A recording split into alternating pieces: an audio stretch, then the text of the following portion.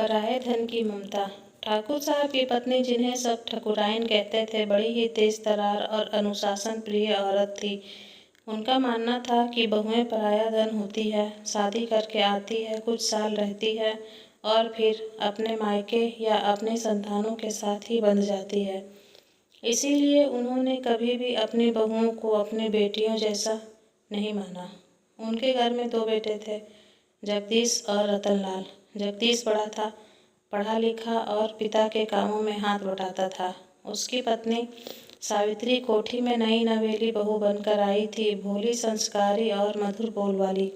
जबकि रतनलाल पढ़ाई के लिए अजमेर में रहता था।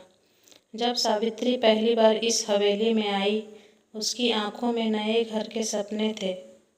उसने सोचा था सास माँ जैसी होंगी, ननद बहन जैसी और देवर भाई के जैसा।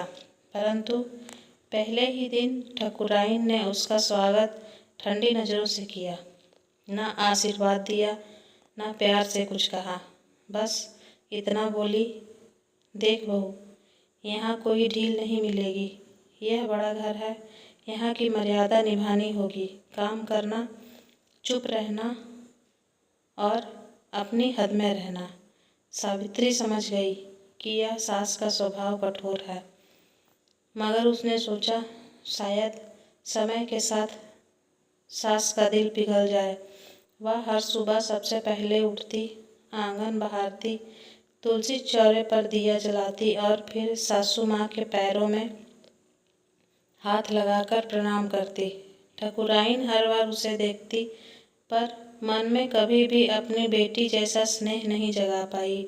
धीरे धीरे समय बीतता गया। सावित्री पूरे घर को संभालने लगी।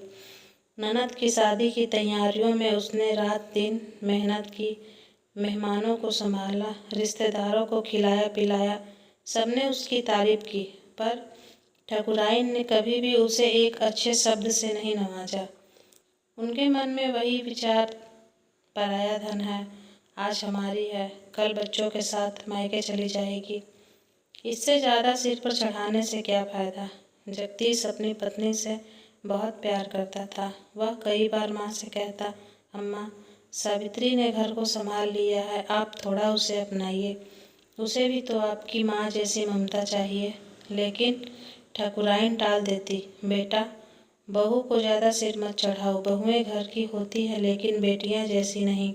बेटी चाहे कुछ भी करे, पर बेटी अपनी होती है। बहू चाहे लाख अच्छा करे, पर पराई ही रहेगी। सावित्री सब सुन लेती, मगर चुप रहती। वह सोचती, अगर मैं खुद को बेटी नहीं बना सकती, तो कम से कम बहू के कर्तव्य पूरे तो कर सकती हूँ। साल गुजरते गए। सावित्री ने 2 बच्चों को जन्म दिया। ठकुराइन पोते पोतियों से बहुत खुश हुई, लेकिन बहू के प्रति उनका रवैया वैसा ही रहा। इधर रतनलाल की शादी हुई। उसकी पत्नी चंपा एक चंचल और आधुनिक सोच वाली लड़की थी। वह ज़्यादा काम नहीं करती और साफ साफ बोल देती, माँ जी, यह सब पुरानी परंपराएं मुझे नहीं आती, मैं अपनी तरह रहूंगी।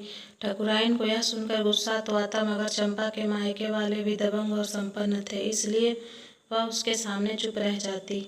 अब घर का पूरा बोझ फिर सावित्री के ऊपर आ गया। उसने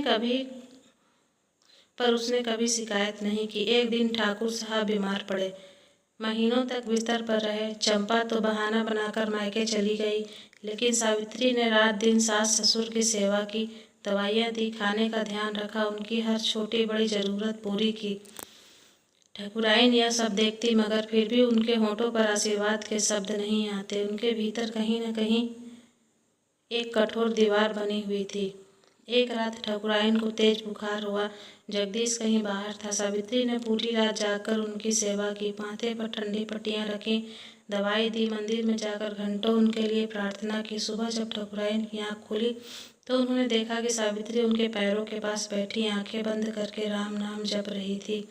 उनकी आंखों से नींद झलक रही थी, पर होठों पर केवल उनके स्वास्थ्य की दुआ थी। उस पर ठकुराइन का दिल पिघल गया, आंखों में आंसू आ गए। उन्होंने पहली बार बहू के सिर पर हाथ रखकर कहा, सावित्री, तू सचमुच मेरी बेटी जैसी है। मैंने तुझे हमेशा पराया धन समझा, पर तूने तो साबित कर दिया कि असली अपनों की पहचान खून से नहीं कर्म से होती है। सावित्री की आंखें भर आई। उसने सास के पैरों को छू लिया। उस दिन के बाद ठकुराइन का नजरिया बदल गया। उन्होंने बहू को बेटी की तरह मानना शुरू कर दिया।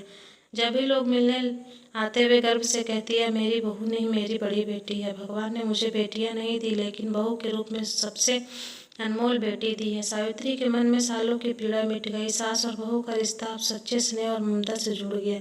रिश्ते खून से नहीं, दिल और कर्म से बनते हैं। बहुएं पराया धन नहीं होती, वे भी उसी घर का हिस्सा होती है जहाँ उन्हें अपनापन और सम्मान मिलता है।